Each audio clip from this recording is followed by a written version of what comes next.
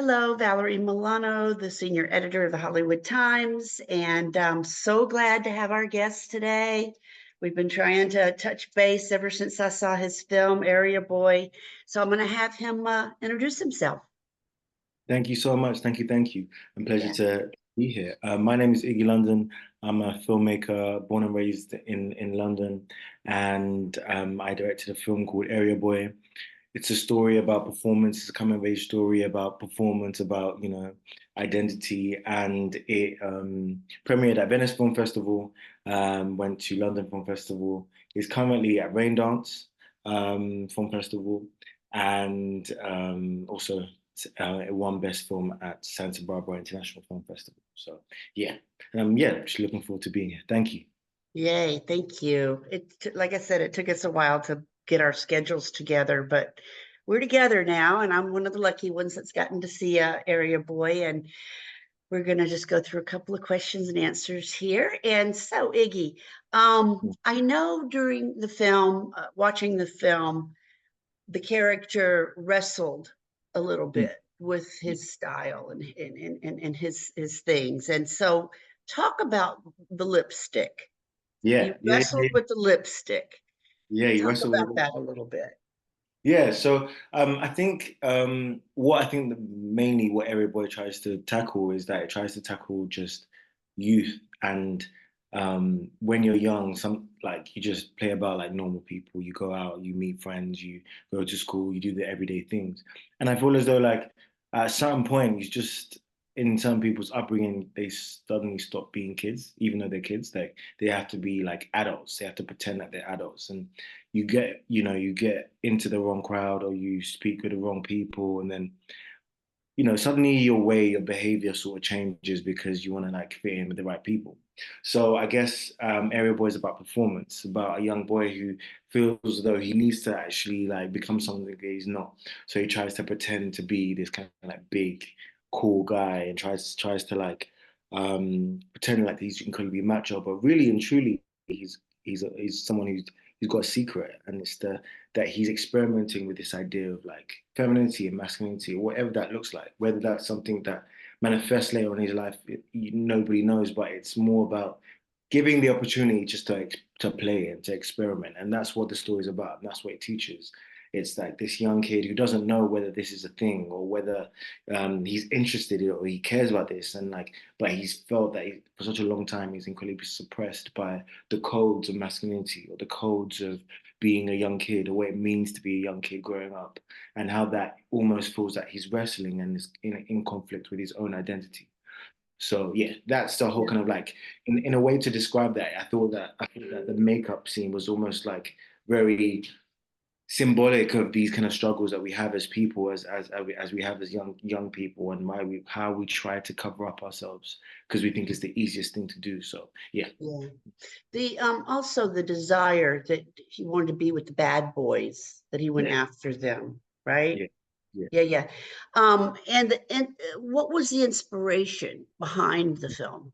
Yeah, I think the biggest inspiration is actually just obviously being a man myself and seeing a load of men that I've sort of experienced, whether, at uni or through my sort of like my life, explain my personal life, just like everything that I've kind of like amalgamated to sort of my age. I feel as though I've seen so many different people try to be people that they're not, and um, the sort of the tipping point when they finally embrace themselves.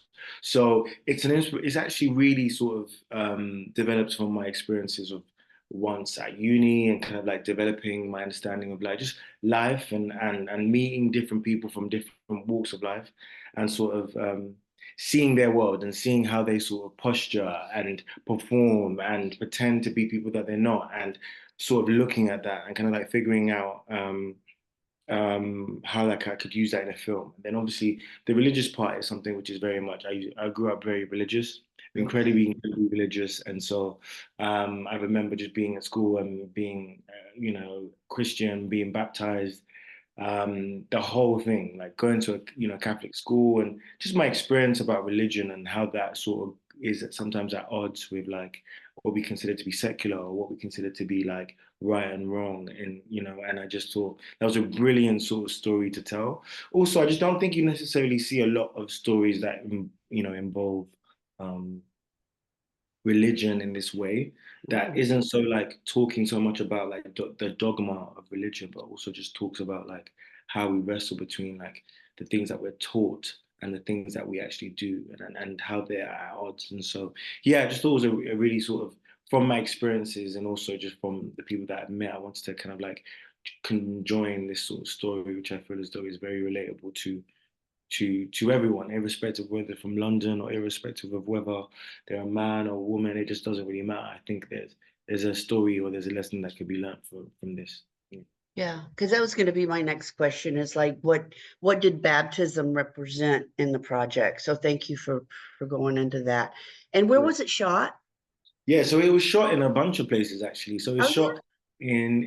shot specifically in London, and then we shot in outside of London, or like just in like a place called Bromley. Where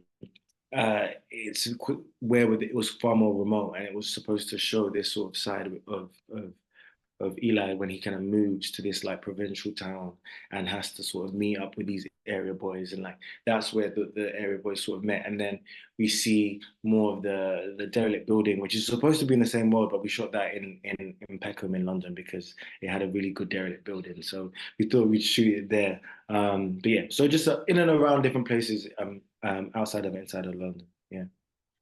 And why was it so important to show the support that the main character had in his older relative? His kids that are caught, cross-dressing usually aren't handled with that much care. I Yeah. found that very endearing. Yeah, I thought it was really endearing. I think the thing that I sort of wanted to really capture was that I think a lot of the time you sort of hide the things that you are, or you try to suppress those things, but suddenly you forget how other people may not necessarily perceive it as seriously as you do. And I think that what I wanted to show was that there was this level of pretending that that all of them had, they are all in this kind of like position of pretending, irrespective of whether it's your sexuality or your identity, or whether it's like identifying as this kind of like masculine, big macho man. It's just the idea that they all have secrets. And I feel like there was this moment that Eli, the main protagonist, and sort of this kind of like the leader of the area boys, Kevin, sort of talk for the first time about it after after Kevin sort of sees him in this makeup. And I really just loved how he embraces him, but also he tells him something that's very a secret that also sort of makes him realize that yeah, we all sort of pretend, we all sort of play this sort of role in order to fit in, and don't think you're like sort of unique in that kind of aspect. Like we all experience this, and that sort of exchange and trust sort of really pushes the story further into understanding that Eli's not alone, and that's the biggest sort of like lesson that can be taught is that this through this kind of like performance and this pretending to be someone, you realize that you're not alone, and we all sort of do this in our own different way. Yeah. Yeah, wonderful. So you said that it's doing some more it's back in some film festivals. Yeah, exactly. Yeah, so it did premiere at Venice Film Festival, which was brilliant under the Orizzonti program, and then went to London Film Festival. But now it's currently at Rain Dance, and I just done a Q&A at Rain Dance, speaking about kind of like short films and how to get funding. So yeah, it's been a brilliant sort of festival ride as it is, and I'm looking forward to seeing how where it goes next. So And yeah, it hasn't been for long, so really the happy. film was finished when? The film was finished probably roughly around August 2023. Okay.